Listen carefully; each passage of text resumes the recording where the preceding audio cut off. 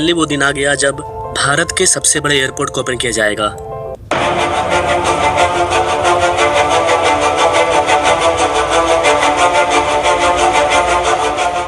जी हाँ guys, Noida airport का open date सामने आ चुका है। 26 मार्च को रामनवमी है और 26 मार्च को प्राइम मिनिस्टर मोदी के द्वारा इसका उद्घाटन किया जाएगा, राष्ट्र को समर्पित किया जाएगा। तो आइए जानते हैं कि नोएडा एयरपोर्ट की तैयारी कैसे चल रही है और कैसे इसको 26 तारीख को ओपन किया जाएगा। उद्घाटन हो जाने के बाद कितने दिन बाद हमें यहाँ से फ्लाइट मिलेगा, इससे दिल्ली एनसीआर को क्या फायदा होगा, उत्तर प्रदेश को, उत्तर भारत को क्या फायदा होगा, कितना ज्यादा एयरपोर्ट खास है और क्या क्या ओपन किया जा रहा है, क्या क्या यहाँ पर बनकर तैयार हो चुका है। आइए देखते हैं इनको इस छोटे से वीडियो के माध्यम से।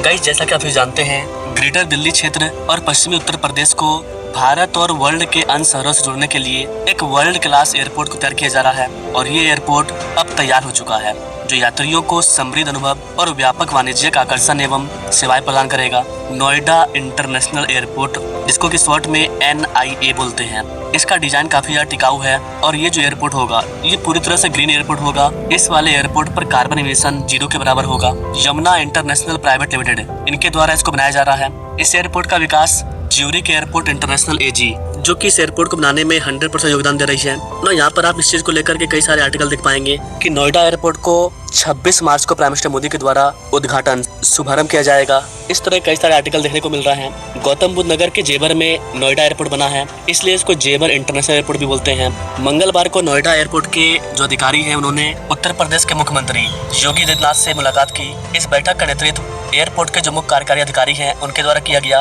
क्रिस्टोफ श्रीलेमान, जो कि इस कंपनी के CEO हैं, इनके द्वारा बताया गया कि केंद्र और राज्य सरकार के बीच में बातचीत चल रही है। नवरात्रि में रामनवमी यानी कि 26 मार्च को नोएडा एयरपोर्ट का उद्घाटन हो सकता है और मैंने आपको पहले बताया था कि 2026 में मार्च के लास्ट तक इसको ओपन किया जाएगा, देश को समर्पित किया जाएगा। बैठक के दौरान अधिकारियों ने CM योगी को नोएडा इंटरनेशनल एयरपोर्ट के लिए केंद्र सरकार की तरफ से जारी किए गए एयरोड्रोम जो लाइसेंस है वो लाइसेंस सौंपा, यानी कि एयरपोर्ट को ओपन करने का जो फाइनल लाइसेंस मिलना था वो फाइनल लाइसेंस मिल चुका है। अर्थात अब प्राइम मिनिस्टर मोदी इस वाले एयरपोर्ट का लोकार्पण कर सकते हैं। बैठक के दौरान अधिकारियों ने CM योगी को नोएडा एयरपोर्ट के लिए केंद्र सरकार की तरफ से जारी किए गए जो भी लाइसेंस है उनको सौंपा। अधिकारियों के मुताबिक अब एयरपोर्ट के संचालन से पहले सिर्फ सिक्योरिटी क्लियरेंस लेना बाकी है। इसके लिए एयरपोर्ट का एयरोड्रोम सिक्योरिटी प्रोग्राम फिलहाल bureau of civil aviation security, इनके पास मंजूरी के लिए भेजा गया है। अधिकारियों ने बताया कि जैसे ही सुरक्षा मंजूरी मिल जाएगी तो उसके बाद एयरपोर्ट को ओपन किया जाएगा। एयरपोर्ट के ओपन करने के बाद कमर्शियल फ्लाइट की घोषणा की जाएगी,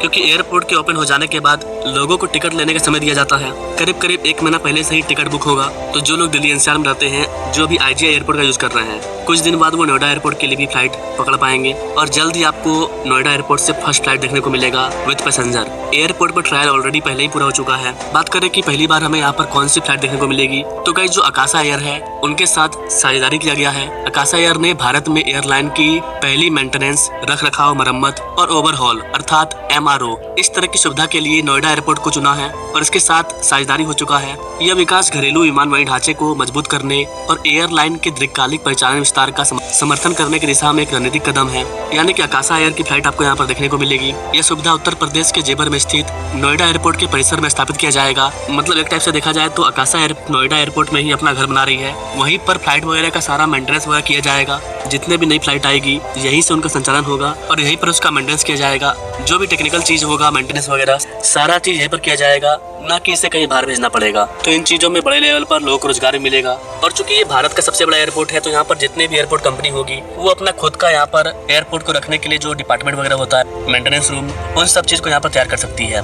जितने भी फ्लाइट है उनका मेंटेनेंस वर्क, इन सब को एक विस्तृत श्रृंखला को संभालने के लिए MRO सुविधा को डेवलप करना है और यह सुविधा परिचालन सुरक्षा और दक्षता बनाए रखने के लिए आवश्यक लाइन मेंटेनेंस, निरीक्षण, जितने भी टेक्निकल सर्विस है उन सब का समर्थन करेगी। तो न केवल एयरपोर्ट ओपन हो रहा है बल्कि जितने भी प्रकार की फैसिलिटी होते हैं जो कि पहले अलग अलग जगहों पर होता था वो सारा चीज यहाँ पर होगा। चूंकि भारत का सबसे बड़ा एयरपोर्ट है, स्पेस का कमी नहीं है। इस प्रकार नोएडा एयरपोर्ट में फ्लाइट की कभी भी क्राइसिस नहीं होने वाली है और ना ही ट्रैफिक जाम होने वाला है, क्योंकि एयरपोर्ट ओपन हो जाने के बाद भी काम नहीं रुकने वाला है। एयरपोर्ट के सेकेंड फेज पर काम शुरू करने का भी प्लान किया जा चुका है। उद्योग लोग एक्सपर्ट्स का मानना है कि स्थानीय मेंटेनेंस और संचालन अर्थात MRO इस तरह के बुनियादी ढांचा का विकास करना ये अपने आप में बड़ी बात है। भारतीय एयरलाइंस तेजी से अपने बेड़े का विस्तार कर रही है और घरेलू मेंटेनेंस सुविधा लागत कम करने और टर्न अराउंड समय में सुधार करने में मदद करेगी। अदरवाइज पहले मेंटेनेंस कहीं और होता था जिसकी वजह से फ्लाइट को जाना पड़ता था, लेकिन अब सारा फैसिलिटी यहीं पर अवेलेबल होगा।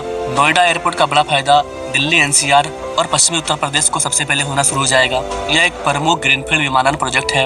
ये एयरपोर्ट खुद को एक व्यापक विमानन पारिस्थितिक तंत्र के रूप में एक सिस्टम के रूप में स्थापित कर रहा है, जिसमें एयरलाइन संचालन, कार्गो हैंडलिंग, विमान का मेंटेनेंस, हर तरह की फैसिलिटी अवेलेबल होगी। इस तरह का विकास भारत के विमानन में ढांचे के विस्तार के लिए सरकार के व्यापक पहलों के अनुरूप भी है। अधिकारी एयरलाइंस और एयरपोर्ट के संचालकों को विदेशी MRO सुविधा पर डिपेंड नहीं रहना पड़ेगा, क्योंकि इस तरह की जो फैसिलिटी है वो भारत में थी ही नहीं। अगर किसी फ्लाइट का हमें मेंटेनेंस करना है तो उसे हमें विदेशी MRO में भेजना पड़ता था, लेकिन अब ऐसा नहीं होगा। न केवल आकाशा एयर बल्कि और भी जितने भी फ्लाइट है उनका भी मेंटेनेंस यहाँ पर हो पाएगा। तो ये एक चीज नया है जिसके लिए हमें दूसरे देश पर डिपेंड नहीं रहना पड़ेगा, जिससे कि हमारे भारतीय एयरलाइंस का जो खर्चा है मेंटेनेंस कॉस्ट वो काफी ज्यादा कम हो जाएगा, जिससे कि देश को फायदा होगा। अब हमें एयरलाइंस की सर्विसिंग के लिए उन्हें विदेश नहीं भेजना पड़ेगा, जिससे कि हमारा विदेशी खजाना बचेगा। तो भारत का विमानन क्षेत्र अब वैश्विक स्तर पर तेजी से आगे बढ़ रहा है। ऑलरेडी मिडिल ईस्ट में हाहाकार मचा हुआ है, जितने भी एयरपोर्ट वगैरह है उन सब पर ही बमबारी किया जा रहा है। ऐसी कंडीशन में दिल्ली NCR का एयरपोर्ट एक नया रूट बनेगा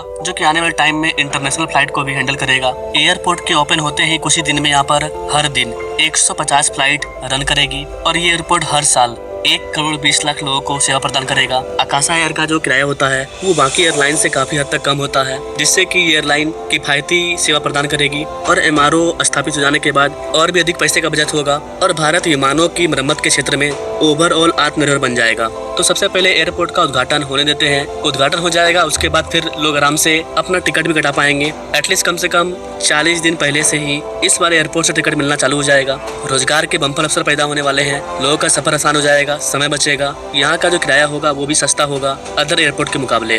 तो ओवरऑल काफी बड़ी बड़ी चीजें हो रही है। अगर मार्च में लास्ट तक ही ओपन हो जाता है तो फिर 1 अप्रैल से जो भी टिकट बुक करने का जो फैसिलिटी है उसको भी ओपन कर दिया जाएगा। इसके अलावा गाइस नोएडा एयरपोर्ट को बुलेट ट्रेन और एक्सप्रेस वे इन दोनों को मंजूरी मिल चुका है। नोएडा एयरपोर्ट में अंडरग्राउंड बुलेट ट्रेन स्टेशन बनाने का प्लानिंग है। स्टेशन को कैसे बनाया जाएगा इस पर मैंने वीडियो डाला हुआ है, अगर वो वीडियो अपलोड नहीं है तो अपलोड हो जाएगा। उस वीडियो को आप जरूर देखिएगा कि नोएडा एयरपोर्ट में कैसे और कहाँ पर बुलेट ट्रेन स्टेशन भी बनाया जाएगा।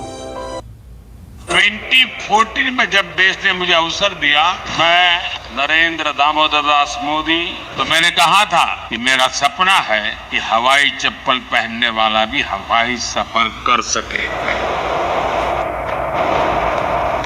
इस सपने को पूरा करने के लिए बहुत जरूरी था कि देश में नए नए एयरपोर्ट बनाए गए। हमारी सरकार ने इस मिशन पर गंभीरता से काम शुरू किया। बीते 11 साल में देश में एक के बाद एक नए एयरपोर्ट बनते चले गए। साल 2014 में हमारे देश में सिर्फ 74 एयरपोर्ट थे। आज भारत में एयरपोर्ट की संख्या 160 को पार कर गई। उड़ान योजना की वजह से बीते दशक में लाखों लोगों ने पहली बार हवाई सफर किया, अपना सपना पूरा किया।